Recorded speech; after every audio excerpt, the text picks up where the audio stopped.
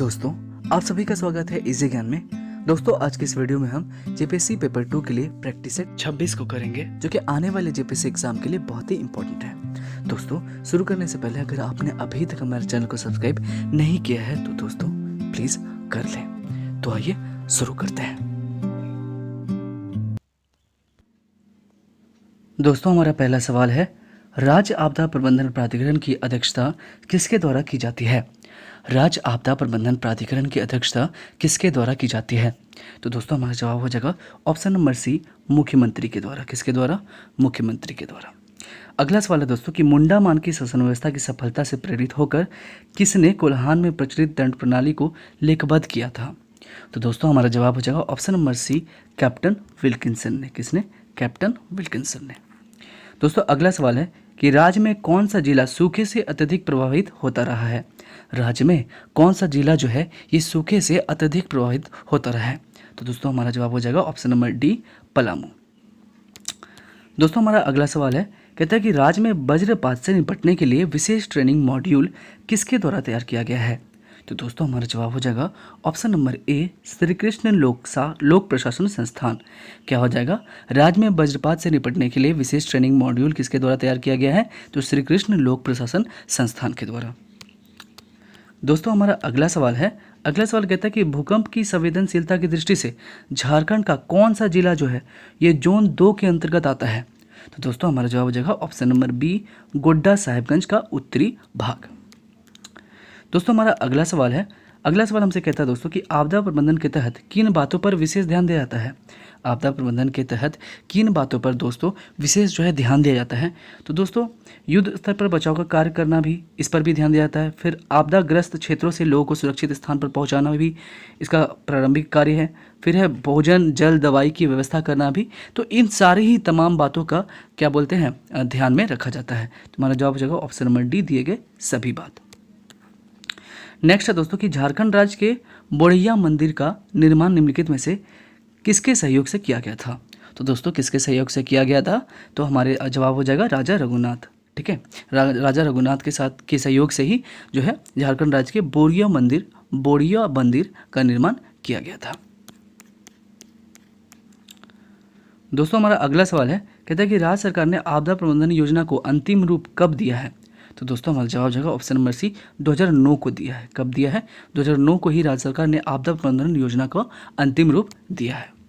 अगला सवाल है दोस्तों कि झारखंड राज्य में टपक सिंचाई पद्धति परियोजना किस देश के सहयोग से प्रारंभ की गई है? झारखंड राज्य में जो है टपक सिंचाई पद्धति जो परियोजना है ये किस देश के सहयोग से प्रारंभ की गई है दोस्तों? तो किस देश के सहयोग से?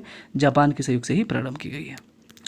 अगला सवाल है दोस्तों, कहता है कि झारखंड स्पेस एप्लीकेशन सेंटर से किस क्षेत्र में विशेष तकनीकी सहायता राज्य को मिलती है? तो दोस्तों, हमारा जवाब हो जाएगा ऑप्शन नंबर डी, आपदा संबंधी जानकारी प्राप्त करने में। ठीक है, झारखंड स्पेस एप्लीकेशन सेंटर से किस क्षेत्र में विशेष तकनीकी सहायता राज्य को मिलती है?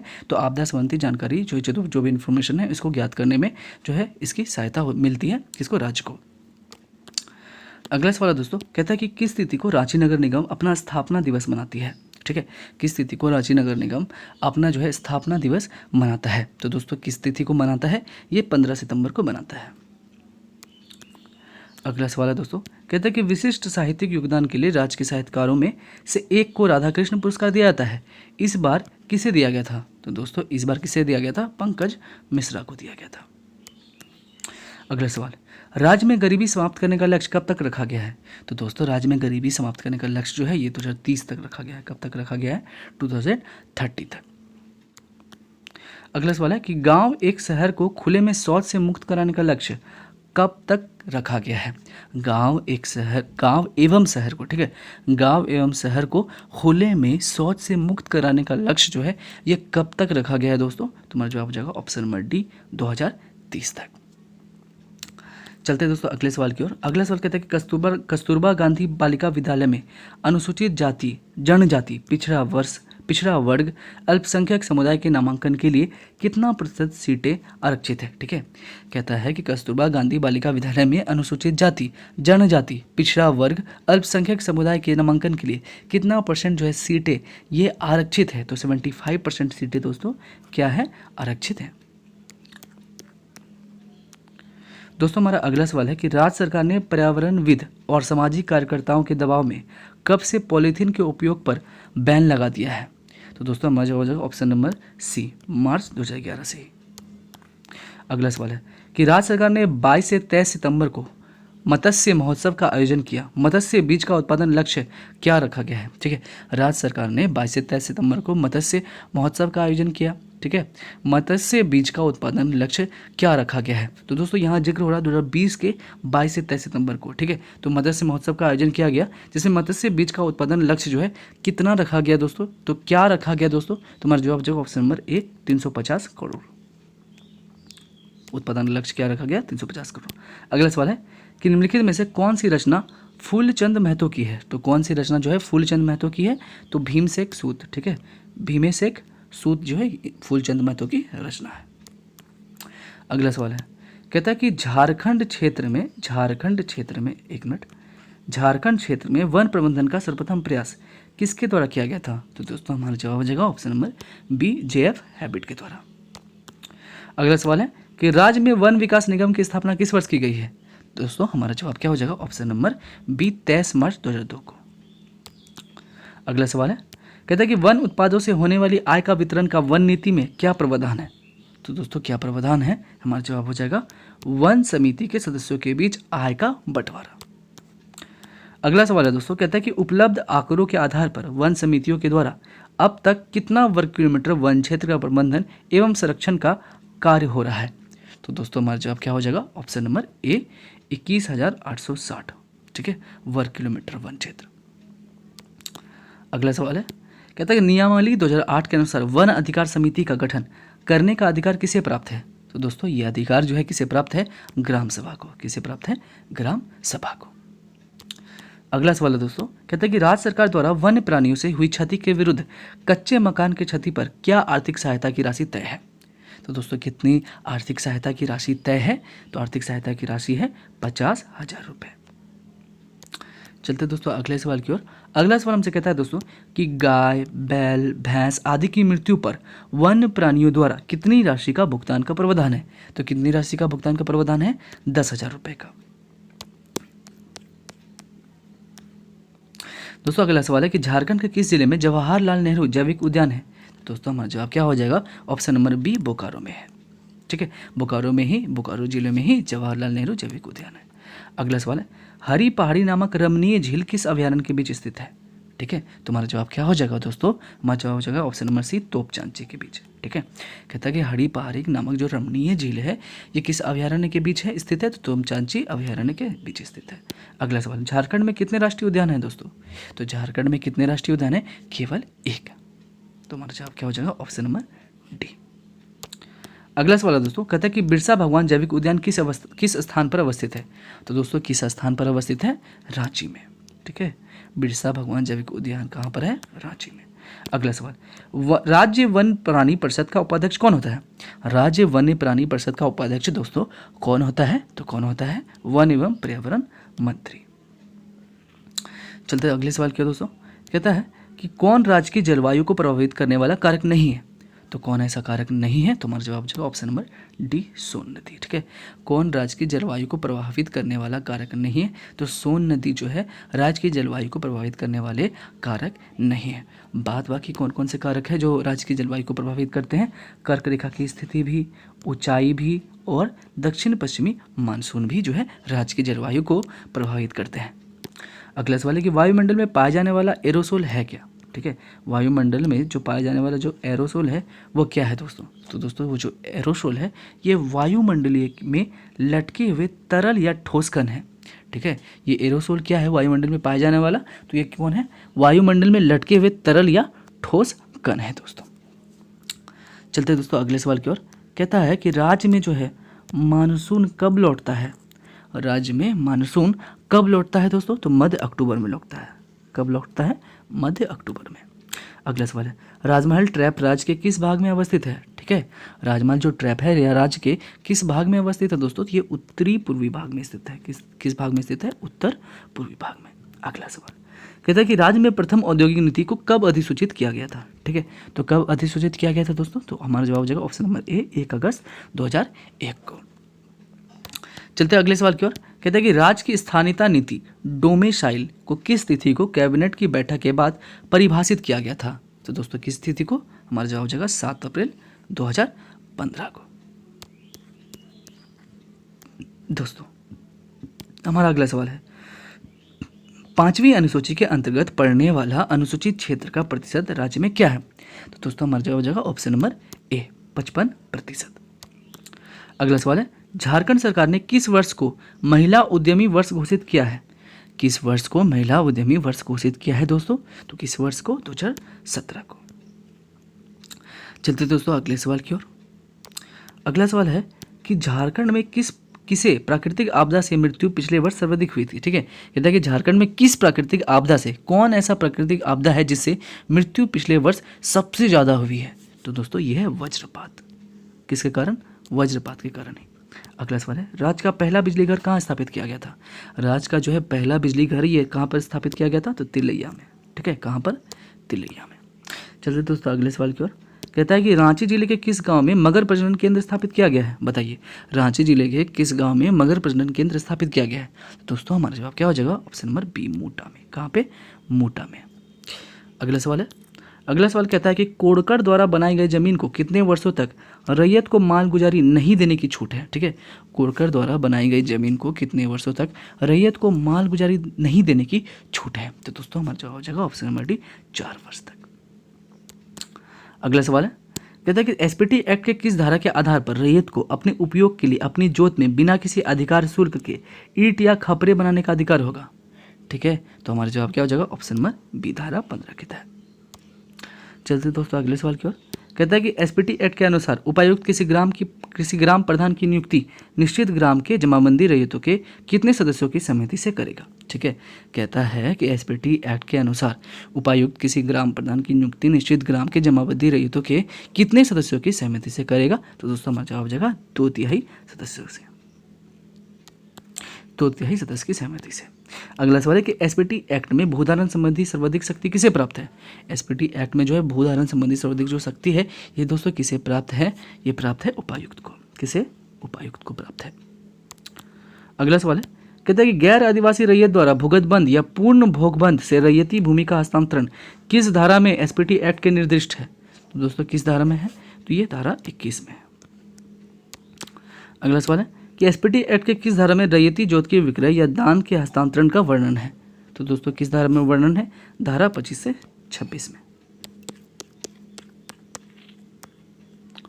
अगला सवाल है, कहता है कि एसपीटी एक्ट के अनुसार किसके आदेश से कृषि भूमि से कोई व्यक्ति बेदखल किया जा सकता है? एसपीटी एक्ट के अनुसार किसके आदेश से कृषि भूमि से कोई व्यक्ति बेदखल किया जा सकता है? दोस्तों किसके आदेश से? उपायुक्त के आदेश से।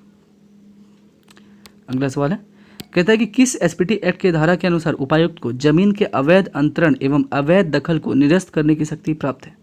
ठीक है दोस्तों, किस धारा के तहत? तो धारा नंबर हमारा हो जाएगा 20 या 40, 20 एवं 40। ठीक है, कहता है कि किस एसपीटी एक्ट के धारा के अनुसार उपायुक्त को जमीन के अवैध अंतरण एवं अवैध दखल को निरस्त करने की शक्ति जो प्राप्त है दोस्तों किस धारा के तहत? धारा 20 और 40 के तहत। अगला सवाल है दोस्तों, अगला सवाल है, कहता है कि सीएनटी एक्ट एवं एसपीटी एक्ट के किस धारा में निकट की समानता देखी जा सकती है? ठीक है, कहता है कि सीएनटी एक्ट एवं एसपीटी एक्ट के किस धारा में निकट की समानता देखी जा सकती है? तो किस धारा में? सीएनटी एक्ट की धारा 71 का को एवं एसपीटी एक्ट की धारा 20। ठीक है, तो इसी धारा में निकट की समानता देखी जा सकती है सीएनटी एक्ट और एसपीटी एक्ट में। दोस्तों अगला सवाल है कि एसपीटी एक्ट की किस धारा के अनुसार राज्य सरकार अधिसूचना द्वारा नियम बना सकती है? एसपीटी एक्ट की किस धारा के अनुसार राज्य सरकार जो है यह अधिसूचना द्वारा नियम बना सकती है? तो दोस्तों धारा 73 के द्वारा। अगला सवाल है कि एसपीटी एक्ट की किस धारा के तहत रैयत को जमीन की प्रकृति बदलने का अधिकार नहीं था? तो दोस्तों हमारा जवाब हो जाएगा ऑप्शन नंबर बी धारा 13 के तहत। अगला सवाल है, कहता है कि सीएनटी एक्ट की किस धारा को सरकार संशोधित करने का निर्णय ले रही है? तो दोस्तों हमारा जवाब हो जाएगा ऑप्शन नंबर डी धारा 21 को ही संशोधित करने का निर्णय ले रही है। अगला सवाल है, कहता है कि सीएनटी एक्ट के किस धारा से एसएआर कोर्ट निर्देशित होकर आदिवासियों की जमीन गैर आदिवासियों को कंपनसेशन के रूप में राशि दिलाकर हस्तांतरित कर रही थी? तो दोस्तों हमारा जवाब हो जाएगा ऑप्शन नंबर सी धारा 71 का ए। अगला सवाल है, कि सीएनटी एक्ट की किस धारा के तहत सरकार खनन एवं उद्योग के लिए जमीन ले सकती है? तो किस धारा के तहत दोस्तों? तो हमारा जवाब हो जाएगा ऑप्शन नंबर बी, धारा 49 के तहत। अगला सवाल है, कहता है कि जिला स्तर पर भूमि बैंक के लिए कितने एकड़ जमीन अधिकृत करने का प्रावधान है? तो दोस्तों हमारा जवाब क्या हो जाएगा? ऑप्शन नंबर सी, 200 से 500 एकड़। अगला सवाल है, कहता है कि सरकार ने औद्योगिक नीति के आधार पर सरकारी जमीन कितने वर्षों के लिए पट्टे पर देने का निर्णय लिया है? तो कितने वर्षों के लिए दोस्तों? तो हमारा जवाब हो जाएगा 30 वर्ष। कितने वर्षों के लिए? 30 ईयर्स के लिए। अगला सवाल है दोस्तों, कहता है कि औद्योगिक नीति के तहत दिए गए किसी क्षेत्र में अपेक्षित प्रगति हुई है? तो कहता है किस क्षेत्र में अपेक्षित प्रगति हुई है औद्योगिक नीति के तहत? तो दोस्तों किस क्षेत्र में हुई है? तो रेशम उद्योग क्षेत्र में। अगला सवाल है, कहता है कि राज्य में झार क्राफ्ट की स्थापना किस वर्ष की गई थी?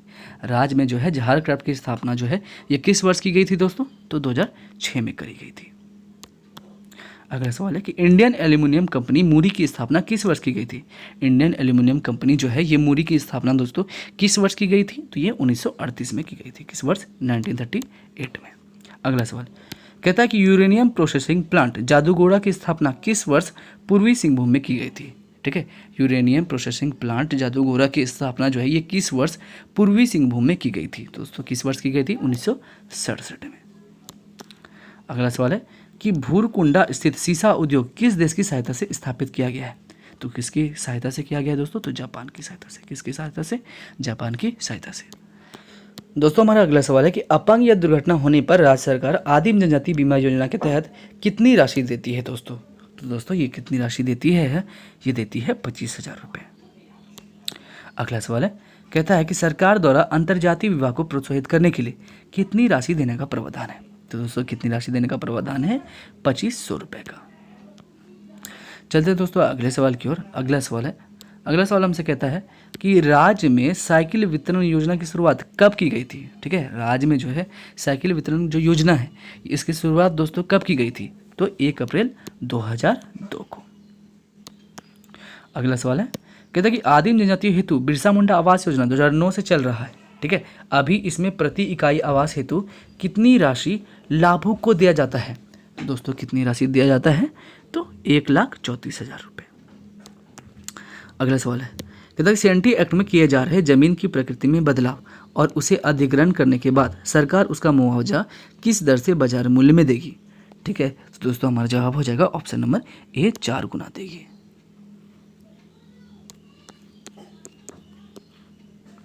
अगला सवाल है, कहता है कि क्या सीएनटी एक्ट के प्रावधान के अनुसार, ठीक है, कहता है कि क्या सीएनटी एक्ट के प्रावधान के अनुसार आदिवासी जमीन का कंपनसेशन 30 वर्ष के बाद घर बनाने के बाद लिया जा सकता है? तो दोस्तों हमारा जवाब हो जाएगा नहीं लिया जा सकता। चलते दोस्तों अगले सवाल की ओर। कहता है कि सीएनटी एक्ट के नए प्रावधान संशोधन के बाद क्या आदिवासी जमीन का 71A धारा के आधार पर कंपनसेशन लिया जाना संभव रहेगा? तो दोस्तों हमारा जवाब हो जाएगा ऑप्शन नंबर बी, नहीं रहेगा। अगला सवाल है, कहता है कि राज्य से बाहर पढ़ने वाले अनुसूचित जाति के लिए अंबेडकर तकनीकी छात्रवृत्ति योजना से लाभ मिलता है किस क्षेत्र के विद्यार्थियों को? तो किस क्षेत्र के विद्यार्थियों को मिलता है दोस्तों? तो को एवं खो। ठीक है, कौन कौन से? मेडिकल क्षेत्रों में भी मिलता है और इंजीनियरिंग में भी मिलता है। ठीक है, तुम्हारा जवाब हो जाएगा ऑप्शन नंबर डी। चलते दोस्तों अगले सवाल की ओर। अगला सवाल कहता है कि बिरसा मुंडा तकनीकी छात्रवृत्ति योजना की शुरुआत कब हुई थी दोस्तों? तो कब हुई थी इसकी शुरुआत? 1 अप्रैल 2001 को। अगला सवाल है कि सरना एवं जाहिर स्थान की घेराबंदी सरकार द्वारा कराने का प्रावधान है, इसे कौन विभाग करता है? तो दोस्तों इसे कौन विभाग करता है? कल्याण विभाग करता है। अगला सवाल कहता है राजीव गांधी विद्युतीकरण योजना में कितने प्रतिशत राशि राज्य सरकार उपलब्ध कराती है? राजीव गांधी विद्युतीकरण योजना में कितने प्रतिशत राशि जो है ये राज्य सरकार उपलब्ध कराती है? तो कितने परसेंट? तो 10%। चलते दोस्तों अगले सवाल की ओर। अगला सवाल है, कहता है कि किस जाति समुदाय के स्नातक उत्तीर्ण व्यक्ति को तृतीय एवं चतुर्थ वर्ग में सीधे सरकारी नौकरी का प्रावधान है? तो दोस्तों आदिम जनजाति को। किसे? आदिम जनजाति को। अगला सवाल है, कहता है मुख्यमंत्री कन्यादान योजना में राज्य सरकार बीपीएल परिवार को कन्याओं की शादी में कितनी राशि देती है? तो दोस्तों ये जो है कितनी राशि देती है? 30,000 रुपये देती है। चलते दोस्तों अगले सवाल की ओर। अगला सवाल कहता है कि समेकित बाल विकास सेवा योजना से कौन लाभान्वित होते हैं? समेकित बाल विकास सेवा योजना से कौन लाभान्वित होते हैं दोस्तों? तो कौन लाभान्वित होते हैं? तो दिए गए सभी ही, 0 से 6 वर्ष के बच्चे भी, गर्भवती माताएं भी, किशोरावस्था की महिलाएं भी। तुम्हारा जवाब क्या हो जाएगा? ऑप्शन नंबर डी, दिए गए सभी। अगला सवाल है दोस्तों, कहता है कि राष्ट्रीय तिलहन शोध एवं विकास संस्थान की स्थापना राज्य के किस शहर में है? तो किस शहर में? हमारा जवाब हो जाएगा ऑप्शन नंबर बी, डाल्टनगंज में। अगला सवाल है, छोटा नागपुर लॉ कॉलेज की स्थापना किस वर्ष की गई थी? तो दोस्तों हमारा जवाब क्या हो जाएगा? ऑप्शन नंबर बी, 1954 में। अगला सवाल है, कैम्ब्रिज इंस्टीट्यूट ऑफ टेक्नोलॉजी टाटी सिल्वे, ठीक है, टीटी सिल्वे, ठीक है, कहता है Cambridge Institute of Technology TT सिल्वे के संस्थापक कौन थे दोस्तों? तो कौन थे इसके संस्थापक? इसके संस्थापक थे डॉक्टर बहादुर सिंह। चलिए दोस्तों अगले सवाल की ओर। अगला सवाल है कि जनमत नामक दैनिक समाचार पत्र का प्रकाशन राज्य के किस शहर में 1958 से होता आ रहा है दोस्तों? तो दोस्तों धनबाद से, ठीक है। जनमत नामक दैनिक समाचार पत्र का प्रकाशन राज्य के धनबाद शहर से ही 1958 से ही होता आ रहा है। अगला सवाल है, रांची एक्सप्रेस नामक पत्र का प्रकाशन रांची में कब से होता आ रहा है? रांची एक्सप्रेस नामक जो पत्र का प्रकाशन है ये रांची में कब से होता आ रहा है? तो कब से हो रहा है? 1963 से। दोस्तों हमारा अगला सवाल है कि हथिया पत्थर मेला राज्य के किस जगह पर होता आ रहा है? हथिया पत्थर जो मेला है ये राज्य के किस जगह पर होता आ रहा है? तो फुसरो में होता आ रहा है, ठीक है। चलते दोस्तों अगले सवाल की ओर। अगला सवाल हमसे कहता है दोस्तों, कहता है कि कुमार नृपेंद्र तथा सहदेव अंतर्राष्ट्रीय स्तर पर चर्चित थे। किस तरह से वे दोनों चर्चित थे दोस्तों? तो किस तरह से थे? स्काउट से।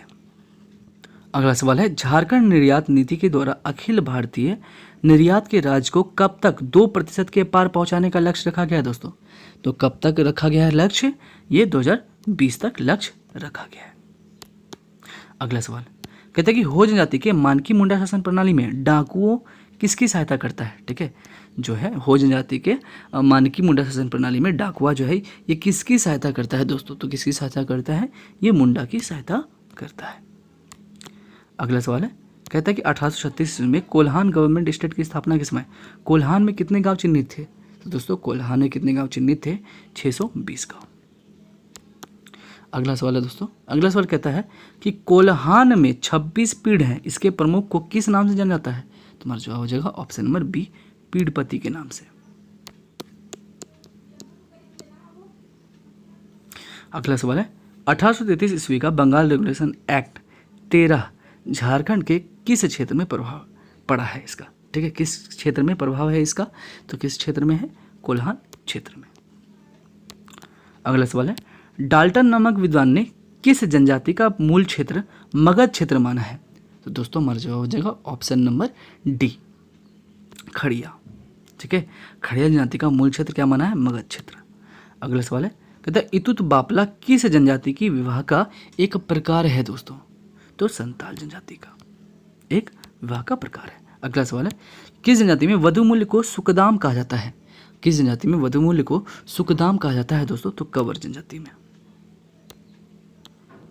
अगला सवाल है, झारखंड के किस वाद्य यंत्र को झारखंडी वायलिन के नाम से जाना जाता है? तो किस वाद्य यंत्र को जाना जाता है? केंद्रा को।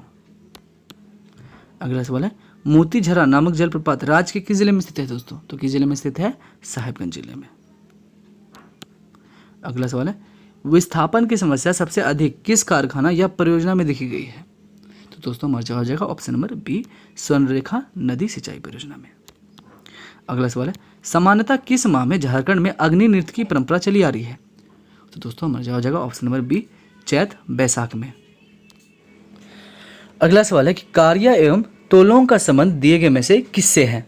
तो दोस्तों इसका संबंध दिए गए में से किससे है? तो हमारा जवाब हो जाएगा पहनावा से। किससे है? पहनावा से। अगला सवाल है कि संथाल परगना के किस नदी तट पर 108 मंदिर पाए गए हैं दोस्तों, जो स्थापत्य कला की अनोखा उदाहरण है? तो दोस्तों हमारा जवाब हो जाएगा द्वारका पर। द्वारका नदी तट पर ही 108 मंदिर पाए गए हैं जो स्थापत्य कला की अनोखा उदाहरण है। अगला सवाल है कि तारदी नामक पत्रिका का प्रकाशन किस जनजातीय समुदाय से जुड़ा हुआ है? तो किस जनजातीय समुदाय से जुड़ा हुआ है दोस्तों? तो खड़िया जनजातीय समुदाय से जुड़ा हुआ है तारदी नामक पत्रिका का प्रकाशन। अगला सवाल है, कहता है कि बैंडेंग जोखर तथा चेड़ा जोखर किस समाज की युवागिरी की विशेषता है दोस्तों? तो किस समाज की? उड़ाव समाज की। अगला सवाल है, अगला और आखिरी, कहते हैं कि बरतोई या पेलो पाही नामक रीति रिवाज किस जनजातीय समाज में प्रचलित है। तो दोस्तों किस जनजातीय समाज में प्रचलित है, तो उड़ाव में।